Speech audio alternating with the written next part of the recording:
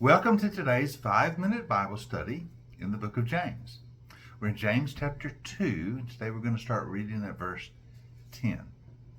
Now, in yesterday's session, we saw that James had warned the believers to beware of showing favoritism. If you play favorites among each other, he says this is not in the way of Christ. Actually, he says this is a violation of the law of love. For if you love one another, then you won't show that type of favoritism that he's speaking of. And in that discussion, he had said in verse 8 that, remember, the royal law in the scripture is love your neighbor as yourself. It's all about love. Okay, that's what we looked at yesterday. Now, since he's talking about the law, in verse 10, he begins to make an interesting comment about being a lawbreaker or violating the code of the law or the way of the law, the path of walking in obedience to God. And it makes the comment that if you keep some laws and yet break others, you're still a lawbreaker. And that's what he says. So we're in chapter 2, verse 10. Whoever keeps the whole law and yet stumbles at just one point is guilty of breaking all of it. For he who says you shall not commit adultery also says you shall not murder. So if you do not commit adultery, but you do commit murder, well, you have become a lawbreaker. Interesting. He says, even if you kept all of the law and yet broke just one part of it, you're still a lawbreaker and in some sense guilty of it all.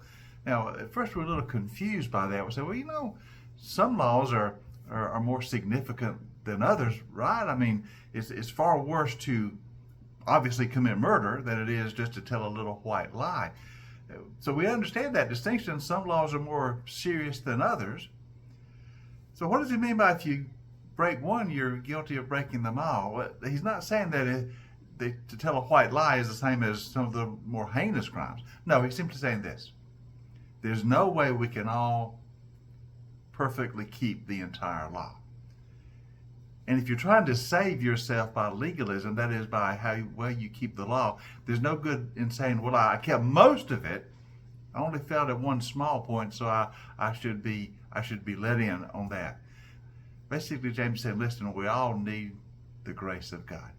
For even if we kept 99% of the law at one point, that 1% we failed, we would still need forgiveness.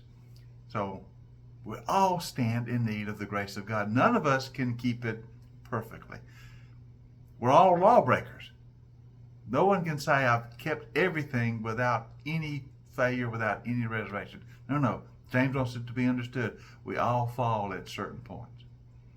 Now, maybe not at the more serious points, but there's somewhere where we've fallen short, and thus we all need the grace of God. That's the point he's making. Don't try to save yourself by keeping the law,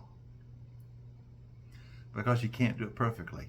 Even if you kept most of it and just failed at one point, you still failed at that one point, and you would need the grace of God to forgive you. That's why he goes on to say in verse 12, so speak and act as those who are going to be judged by the law that gives freedom. That is the grace of God. Because judgment without mercy will be shown to anyone who has not been merciful. Mercy triumphs over judgment. You see, we experience the mercy of God.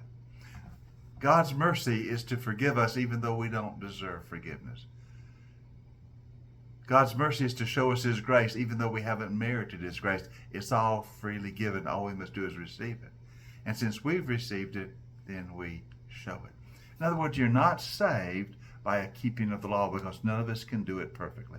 We do want to follow the law as best we can. Yes, we want to walk in the way of God, but we know we can't do it perfectly. So our salvation is not dependent on our keeping of the law, because we can't do it without fail. Somewhere we'll stumble. But salvation is based on the mercy and the grace of God. And that frees us. So it's James' way of letting us know, live under God's mercy and his grace, not as though you're dependent on your perfect performance, for your performance can never be perfect. Saved by grace through faith. That's all based on the mercy of God. Remember when I was growing up, we used to love to sing a hymn in church, love, mercy, and grace. It's all based on the love, the mercy, and the grace of God. You have a great day, and I hope you join us tomorrow as we continue our 5-minute Bible study in the book of James.